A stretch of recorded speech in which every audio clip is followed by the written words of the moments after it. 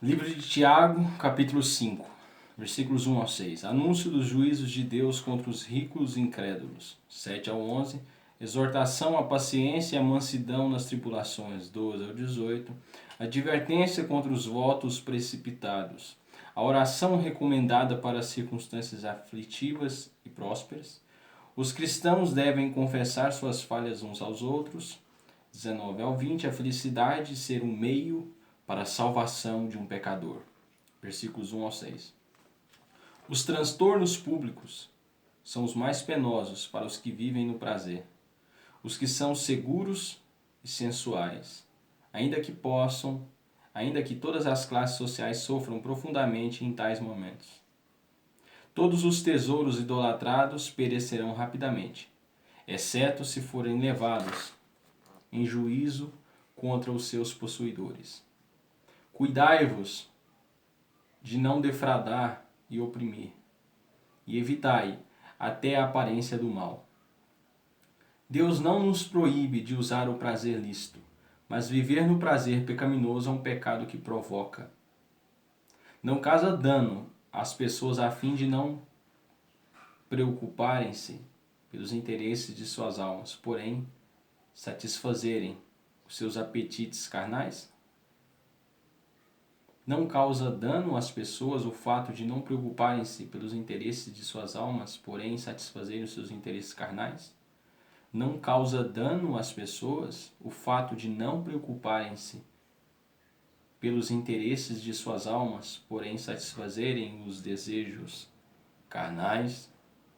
O justo pode ser condenado e morto, mas quando sofre por parte dos opressores, Deus o vê.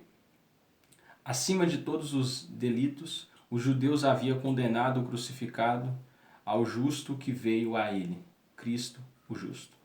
7 ao 11. Pense naqueles que esperam por uma colheita de milho, e não esperarás uma coroa de glória?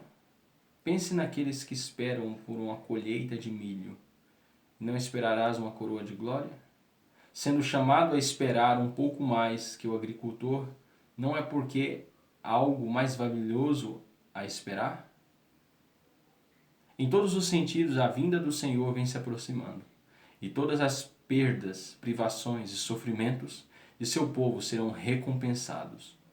Os homens consideram o tempo longo porque medem-no de acordo com a sua própria vida. Porém, todo o tempo é como nada para Deus, como um instante. Alguns anos parecem séculos para as criaturas de vida curta, porém, a Escritura mede todas as coisas pela existência de Deus. Reconhece que milhares de anos são como alguns dias. No caso de Jó, Deus agiu de modo a mostrar claramente que é muito compassivo e de terna misericórdia. Isto não é observado durante os seus problemas, mas é visto no resultado. E assim os crentes encontram um final feliz em suas provas. Sirvamos ao nosso Deus e suportemos nossas provas, como quem crê que ao final Ele coroará a todos. Nossa felicidade eterna está assegurada se confiarmos nele. Todas as demais coisas são pura vaidade e logo terminarão para sempre. Versículos 12 ao 18. Condena-se o pecado que jurar. Quantos desprezam de modo habitual os juramentos comuns? Tais juramentos desprezam expressamente o nome e a autoridade de Deus. Esse pecado não produz ganhos, prazer nem fama, mas mostra a inimizade contra Deus, que não é necessária nem traz proveito algum. Mostra que o homem é inimigo de Deus, por mais que pretenda chamar-se pelo seu nome, ou às vezes participar dos atos de adoração. O Senhor não considerará inocentes aqueles que tomam o seu nome em vão. No dia da aflição, nada é mais oportuno do que a oração.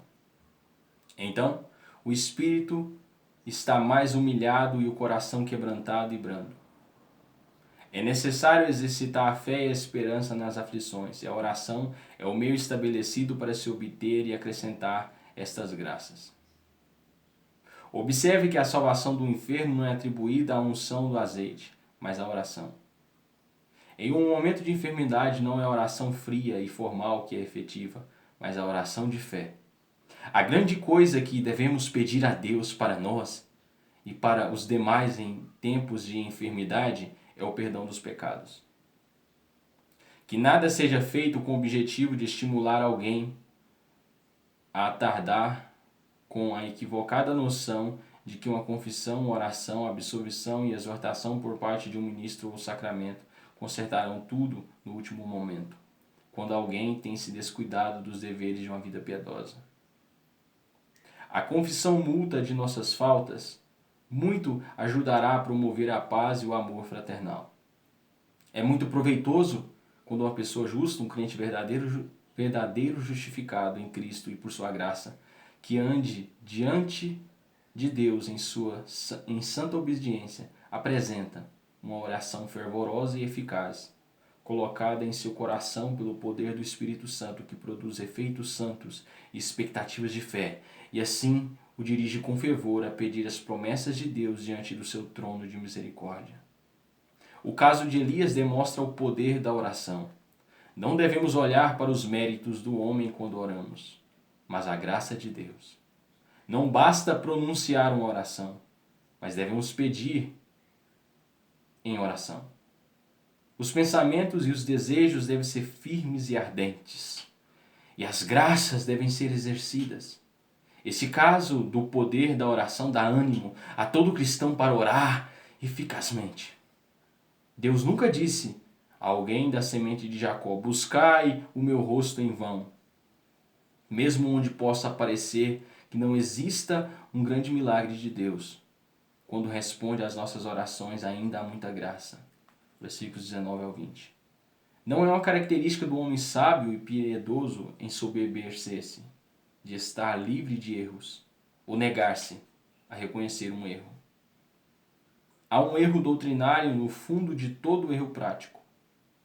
Há um erro doutrinário no fundo de todo erro prático. Habitualmente ninguém é mau se não se baseia em um princípio mau. A conversão é fazer o pecador voltar do erro de seu caminho, e não somente de uma a outra parte, ou de uma noção a outra, nem de um modo de pensar a outro. Não há maneira de ocultar o pecado de modo eficaz e definitivo, senão abandonando-o. Muitos pecados são impedidos na vida de um convertido. Esse também pode impedir de outros sobre quem tem influência. Pequem. A salvação de uma alma é de importância infinitamente maior que a preservar a vida de multidões ou contribuir para o bem-estar de todo um povo. Tenhamos essas coisas em mente em todos os aspectos de nossas vidas, sem fazer alusão à dor que possa haver no serviço a Deus, e o tempo provará que nosso trabalho não é vão no Senhor. Ele tem multiplicado o perdão por 6.000 anos, contudo, a sua livre graça não está cansada, nem se esgotou. Certamente a misericórdia divina é um oceano que está sempre cheio e que sempre flui. Que o Senhor nos dê uma parte dessa abundante misericórdia por meio do sangue de Cristo e da santificação do Espírito.